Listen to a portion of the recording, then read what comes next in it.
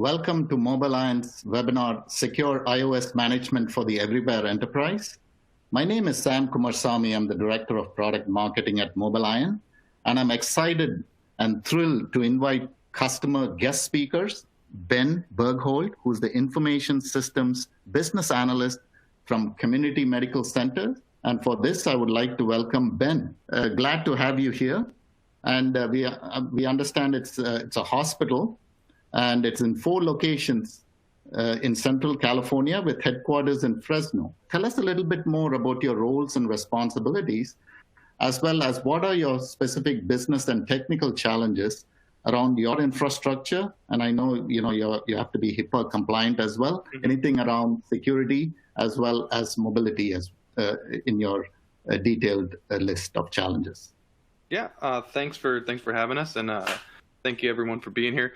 I'm a business analyst with Community Medical Centers, and my duties kind of lie around IT infrastructure as well as the mobility and the Mac systems that we have there.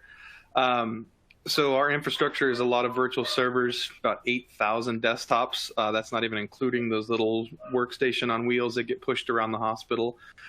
So we have Skype, Zoom, GoTo, big presence with Epic there for our medical apps. Vocera is also some custom apps. A lot of that funnels into QRadar for security. We're pushing 4,000 mobile devices, and that has really boomed this last year because things have happened.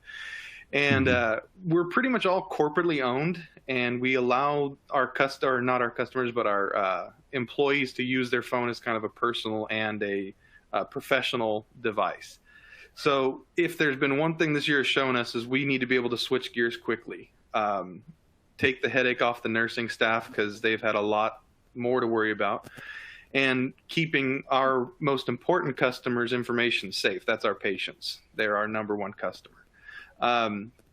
When a lot of people were heading home to work from home, that happened in our business as well, and people work from home. It's really hard to nurse from home or doctor from home, so a lot more people kind of came in to the office to help out with those things. And so we were able to leverage the technology that we have to make the most impact to someone.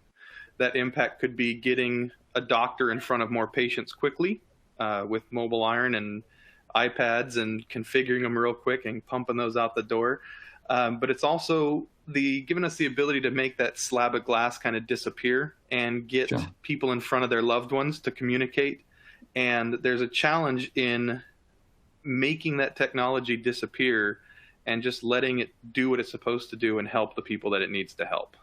So that's been our big things we've been really focused on, and why we need a management solution to do that. So thank you for putting well put. Can you talk a little bit more in detail, again, with the advent of the pandemic and with respect to your HIPAA compliance requirements? What are your current mobile device requirements, both from a technical and business perspective, focusing specifically on Apple mobile devices here? Sure. Just like the previous presenter, we have a very small staff, and it seemed to get smaller as more people spread away from the office and came in on these days and came in on that days. So it's just myself running the MobileIron infrastructure, and then we have 2 other wireless analysts that kind of handle all of our cell phone billing and ordering the phones and getting them out. It's been real nice for them to not have, it used to be that people would come traipse through our office and, set up their phone and then leave. We do a lot more of, if you start on a Monday, your phone is sitting on your desk Monday waiting for you to finish orientation, and using DEP or something like that, you'd log in and get your device set up and get rolling. We also need high security. HIPAA is, there's security importance everywhere. Ours is very regulated by the government. And so being able to proxy our email and proxy our information through a trusted path that we know is on-prem, it's our, servers it's running on, it's our information coming back to us. We know that it's trusted, and we know that it's protected in the way that we need it to be. And that only devices that have MobileIron configuration on them are able to do that. And so the high level of support that we get from MobileIron is when we have an issue. I've been on the forums, I've been on the KB articles doing my own research before I call in, and you see someone's name flash across as the author, and I can't tell you how many times I've called the support desk and picked up, "Hi, this is so-and-so," and you're like, "Oh, I've seen that name on a KB article before." And you remember seeing it, that they authored this KB and wrote this product bulletin, and it's actually happened to be related to what you're calling about. The majority of the time that I call in for support, I get somebody on the line who knows what's going on, who knows how to use their resources, who has had experience with this potential issue before, and I get the thing resolved in one call. And like was mentioned before, there is no hesitation to know what you don't know. And that's always been a big thing for me is I might not have every answer, but I know how to get you to the people that will. And that's kind of the same thing that happens there, is they're very trained in the product, but also trained in, so-and-so knows a lot about this, and we'll get them over to there. With Epic in our environment, we need to, when Epic moves, we move.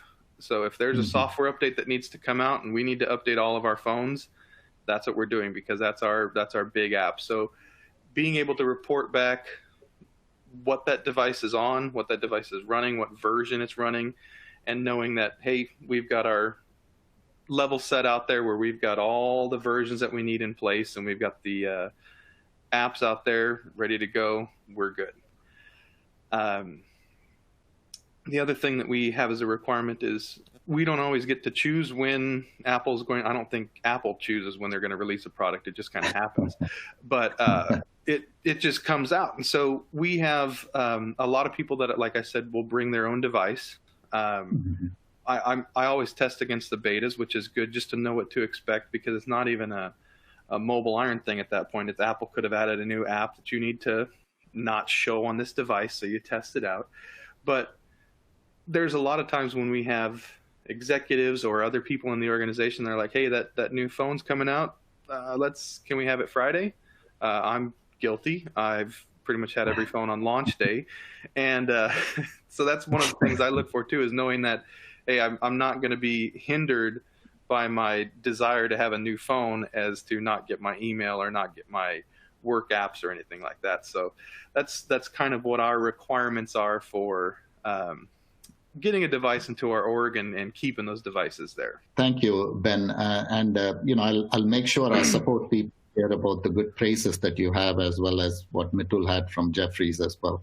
And it's interesting to know that, the iOS 14 being able to support that is very critical as well. We heard that from Jeffries too.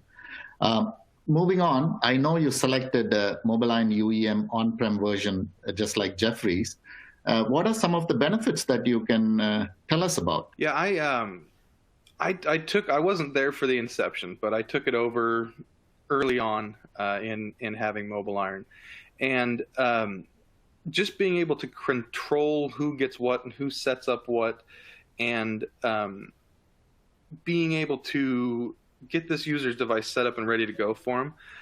On-prem gives us the ability, like I said before, to know that that's our hardware. It's doing what we want it to, and it's kind of our responsibility, and we have full control over it. But with the MobileIron platform, we're able to give out this curated app store to people.